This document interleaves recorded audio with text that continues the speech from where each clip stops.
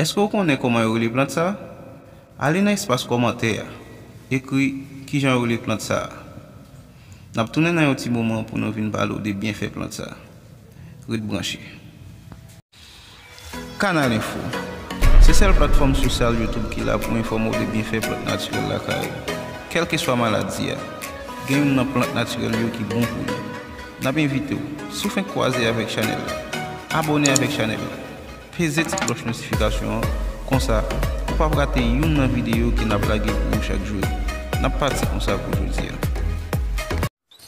Bonjour, bonsoir Internet. En plus, le monde connaît Maroc pour ses propriétés.